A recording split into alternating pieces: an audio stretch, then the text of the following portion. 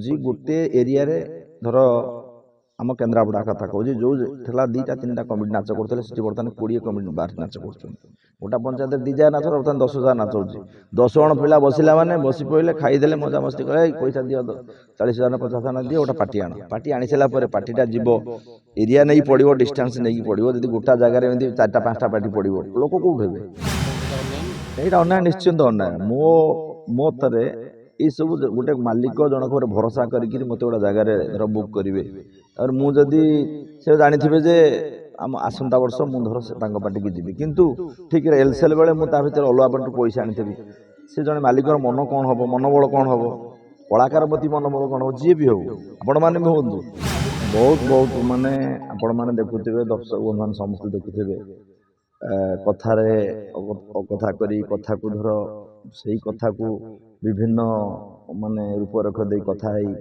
जे social media रे viral हबाटा आजिकल गोटा ये गलानी तेणुक जोटा यथा संभव जे सहानुभूति स्नेह सहानुभूति मालिक हूँ कलाकार हूँ समस्त समस्त प्रति स्नेह सहानुभूति कोऑपरेट रहा कथा जे ना देखो ये जो कथा कहले जे सीढ़ी पकईदेवे गोड़ भांगीदेवे आउ जो कथा उठी जे रुटी जो कुकुर रुटी सब जो आज पर्यंत दर्शक भगवान माने भी दर्शक माने जानी कौन कंट्रोवर्सी तो पशिया को चाहेनी कि जो जे से गोटे घटना हूँ जे कौन से गोटा सीन सिक्वेन्स चलता जमती घर कथा जे गोटा कलाकार कलाकार माने ही सेंटिमेंट थी फिलिंग्स थी निश्चित जे दर्शक भी देखला बेले गोटा सीन देखुथे सीनटा एमती चलता जे ऑटोमेटिकली आखिर लुह आसी कथा बाक्रोध हो तेणुक आम कलाकार हिसाब से सीन भितर पशिगला मजिगला जो सीन सिक्वेन्स चले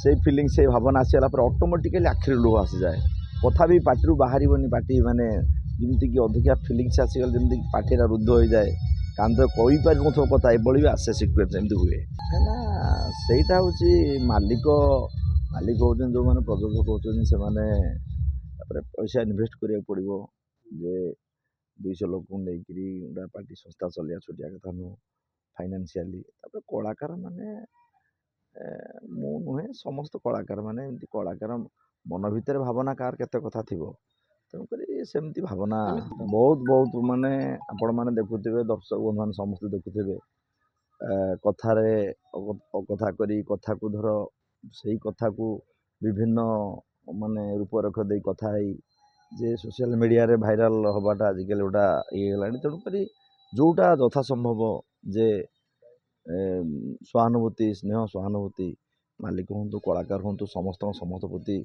स्नेह सहानुभूति कोऑपरेट रहा कथा जे मालिक पाखे जो सी आमर अन्नदाता तेणु कलाकार मान प्रति निश्चित गोटा भक्तिभाव सबू सम्मान सबू रु मालिक मानक भी कलाकार मान स्नेह भल पाइबा सब रहा दरकार सेमिति भी जे धर कथबार्ता टे कौ चिंताधारा नहीं कौन केमी कहीकि गोटा होती किंतु मालिक मानकर भल पाइबा कलाकार मान अच्छी सब मालिक मानकर आज भल पाइबा ना आम भितर एमती आम कलाकार केमी आसी दीर्घ मु 20 वर्ष है अभिनय कर आसूची मालिक मानकर भल पाइबा बहुत अच्छी भल पाइबा नदेले जमी कलाकार आम मालिक मान भल पाओ से आमको भल पाँच ना देखो ये जो कथा कहले जे सीढ़ी पकईदेवे गोड़ भांगीदेवे आउ जो कथा उठी जे रुटी जो कुकुर रुटी सब जो आज पर्यंत दर्शक भगवान माने भी दर्शक माने जानी कौन कंट्रोवर्सी तो पशिया को चाहेनी कि जोटा यथामान्य कथा मु जो कथा कहे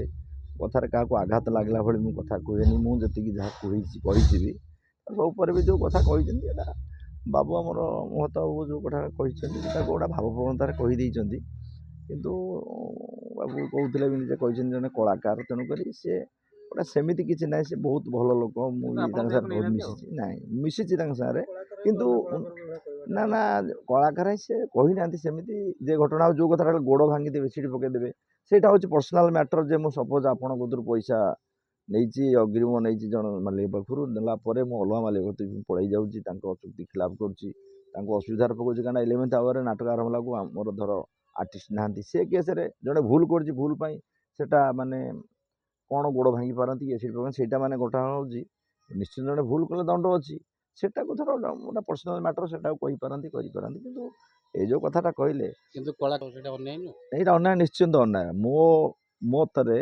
ଏଇସବୁ ଗୋଟେ ମାଲିକ ଜଣକ ଉପରେ ଭରସା କରିକିରି ମୋତେ ଗୋଟେ ଜାଗାରେ ଧର ବୁକ୍ କରିବେ, ତାପରେ ମୁଁ ଯଦି ସେ ଜାଣିଥିବେ ଯେ ଆମ ଆସନ୍ତା ବର୍ଷ ମୁଁ ଧର ତାଙ୍କ ପାଟିକି ଯିବି, କିନ୍ତୁ ଠିକ୍ ଏଲସେଲ୍ ବେଳେ ମୁଁ ତା ଭିତରେ ଅଲଗା ପାଟିରୁ ପଇସା ଆଣିଥିବି, ସେ ଜଣେ ମାଲିକର ମନ କ'ଣ ହେବ, ମନୋବଳ କ'ଣ ହେବ, କଳାକାର ପ୍ରତି ମନୋବଳ କ'ଣ ହେବ, ଯିଏ ବି ହେଉ, ଆପଣମାନେ ବି ହୁଅନ୍ତୁ। ଶୁଣ, ସେ ତା ଦରମା କଥା, ଜଣେ ଗୋଟେ ଜାଗା ଯେତେବେଳେ ନିଶ୍ଚୟ ବଦଳାଏ କିଛି ଦରମା ନିଶ୍ଚୟ ବଢ଼େ। ଆଉ ଯେଉଁ କଥା ଉଠୁଛି ଡବଲ୍ ଦରମା ଇଏ କରିବା, ଯେ ଡବଲ୍ ଦରମା ନୁହେଁ, ହଁ ଏ କଥା ଉଠିଛି ଯେ ସେ କେଉଁ ମୁହୂର୍ତ୍ତରେ କ'ଣ ଦେଇକି ଧର କିଏ କଳାକାର କ'ଣ ଆସିଥିବେ, ସେମିତି ନାହିଁ ଯେ ଡବଲ୍ ଦରମା। ବର୍ତ୍ତମାନ ବେପାର ଯେଉଁ ଯାହା ବର୍ତ୍ତମାନ ବୈଷୟିକ ଚାଲିଛି ଯାତ୍ରାରେ, ଯେମିତିକି ସବୁଆଡ଼େ କେଉଁଠି ଗୋଟାଏ କମିଟି ନାହିଁ ଲାଭ କରୁଛି।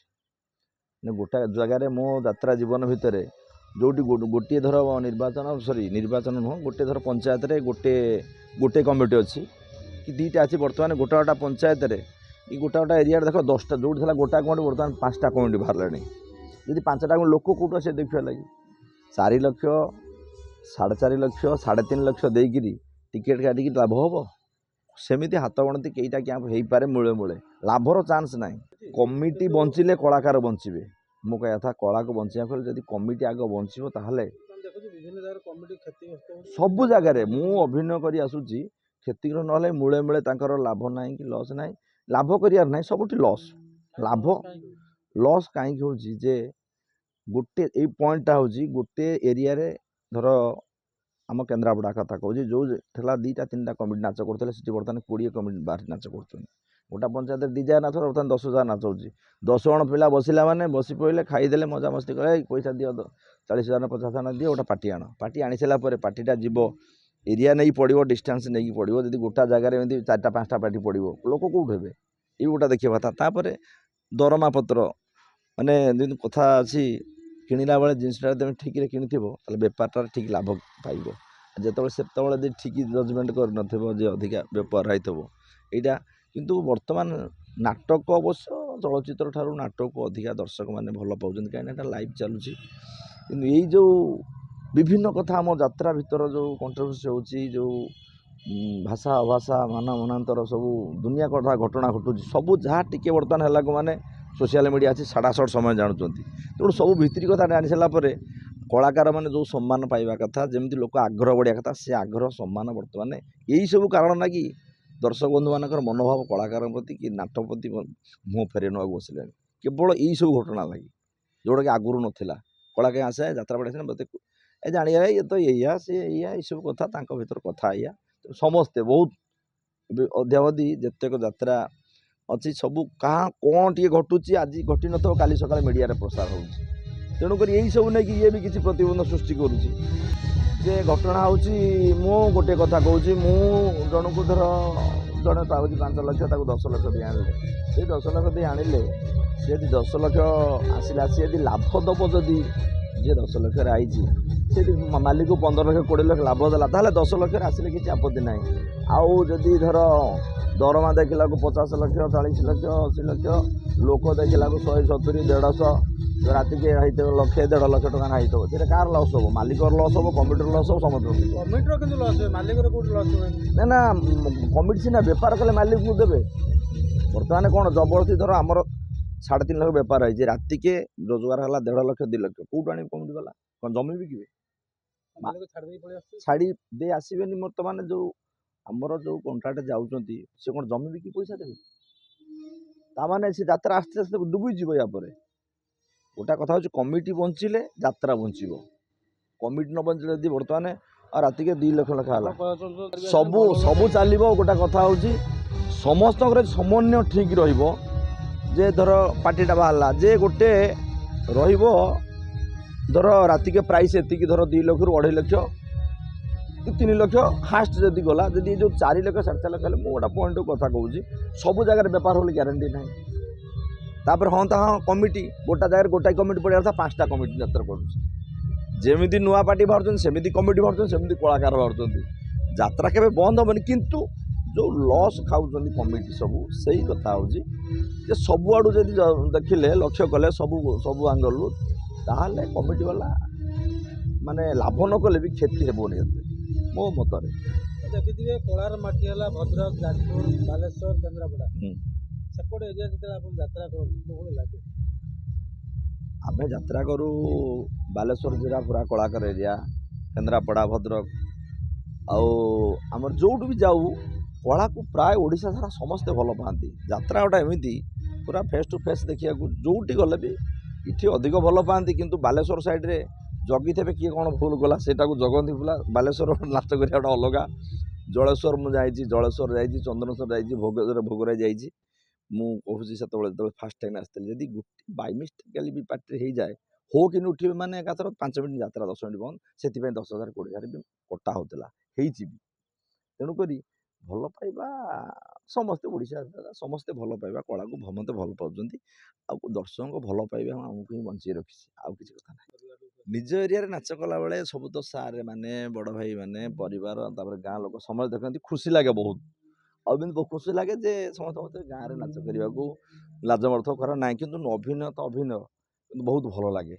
ସେଠି ଅଭିନୟ ମାନେ ନିଜ ଲୋକ ବି ସବୁ ବସିଥିବେ, ଦେଖିଲା ପରେ ବି ମନରେ ଆସେନି ଯେ ବସିଛନ୍ତି ଆମେ କ'ଣ ଅଭିନୟ କରୁ ନା। ସେ କଳାକାର ମଞ୍ଚକୁ ଗଲେ ଭାବନାଟା ଅଲଗା ଆସେ, ଫିଲିଙ୍ଗସ୍ ଅଲଗା ଆସେ। ତେଣୁ ଯେ ନିଜ ଏରିଆ ନାଚ କଲେ ବହୁତ ଖୁସି ଲାଗେ। ଆଉ ଶେଷରେ ଆପଣ ଯାତ୍ରା ଦର୍ଶକମାନଙ୍କୁ ମେସେଜ୍ କ'ଣ ରହିବ? ଦର୍ଶକ ଭଗବାନମାନଙ୍କୁ ମୋର ଏତିକି ହାତ ଯୋଡ଼ି ବିନମ୍ର ଅନୁରୋଧ, ଆପଣମାନେ ଆସନ୍ତୁ, କଳାକୁ ଭଲ ପାଆନ୍ତୁ, କଳାକାରକୁ ଭଲ ପାଆନ୍ତୁ, ଯାତ୍ରା ସଂସ୍କୃତି ବଞ୍ଚେଇ ରଖନ୍ତୁ, ଏତିକି ଅନୁରୋଧ କରିବି। ଆଉ ହାତ ଯୋଡ଼ି ମଧ୍ୟ ଅନୁରୋଧ କରିବି। ଏଇ ଚ୍ୟାନେଲ୍ ଦେଖିଥାନ୍ତୁ। ଆଉ ସବୁ ଚ୍ୟାନେଲ୍ ସବୁ ଯେଉଁ ଅଛି ଆପଣମାନଙ୍କ ଚ୍ୟାନେଲ୍ ଭାଇମାନଙ୍କୁ ଯେଉଁ ପ୍ରସାରଣ କରିବେ ଆପଣମାନେ ଦେଖିବାର ସୁଯୋଗ ନିଅନ୍ତୁ, ଆଉ ଦେଖନ୍ତୁ ମଧ୍ୟ। ଜୟ ଜଗନ୍ନାଥ।